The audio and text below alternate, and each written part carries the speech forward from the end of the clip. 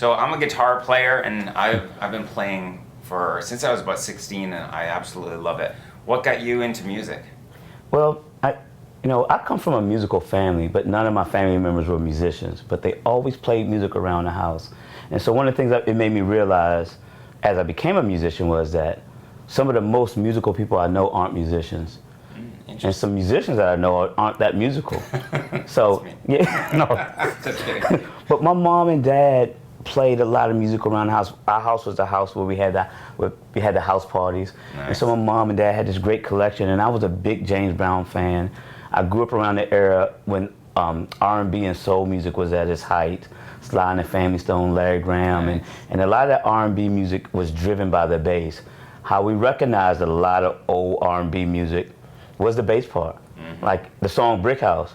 If you hum the song Brick House, you're not going to hum the guitar part, even as a guitar player. Right. You're going to hum the bass part. That's right. You know, so, or I Want You Back by the Jackson 5. You're not going to hum that great guitar part, you're going to hum the bass part. So a lot of people who grew up in my environment gravitated to the sound of electric bass.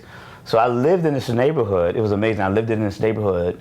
Unlike a lot of neighborhoods, there weren't any bands because everybody played bass.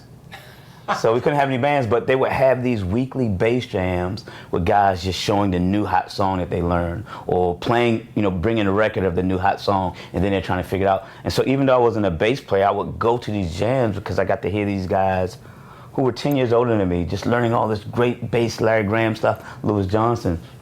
And then my family moved from DC, where I grew up, to Maryland, just across the line. And I moved into a neighborhood where there were a lot of bands. Everybody was in bands. Oh, cool. And I was about 13 or 14, and these guys wanted to put a band together. And I kind of lied and said I played bass. I had been around a lot of bass, but I didn't really play. And this guy my sister started dating had a bass he wasn't playing. So I joined this band. This band was called Hot Property. And right away, it kind of took off, and we started doing a lot of big things, some regional tours, some TV shows. We were hired by the DC government to perform for DC employees during their lunch break in what we call the showmobile. Yeah, I was getting a check from the DC government at 15, performing on a tractor trailer stage, So I was a professional musician at an early age, and I just gravitated to bass. I mean, it became my thing. And over the years, I wanted to know more and more about bass. I've always been curious about the why.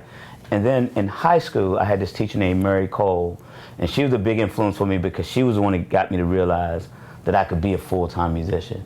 And she convinced me to enroll in college and study music. And I studied a bit at University of Miami. But I probably got the best musical training from her, even though she didn't play bass, because she got me understanding the mechanism of being a professional musician. Like she would always say, on time is late. Or, it's just that kind of thing that musicians don't have a good reputation for, right. And so she got me to understand the professionalism of it. And so that was a big part of how I am and what I developed into.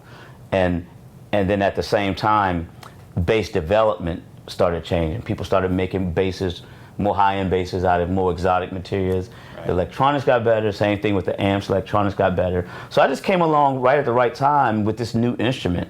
The electric bass was invented in 1951.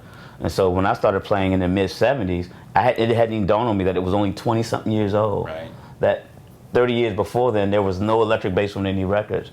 So even now, it's only 64 years old, and we take it for granted. We just think it's always been there.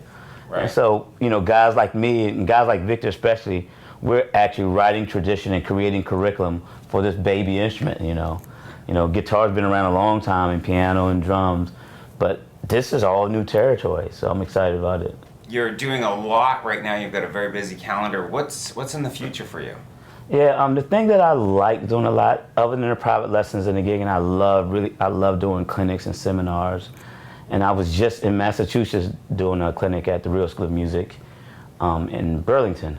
And so I go home, and then I got another camp with Victor, where it's just all theory. And I like to think of it as my camp, because I get to do my thing that you saw right. for 3 days and watch people leave knowing a lot more about theory than they did. And shortly after that, I'm going to China to do 4 clinics in China, bass clinics, and then we're going to fly from China to Korea.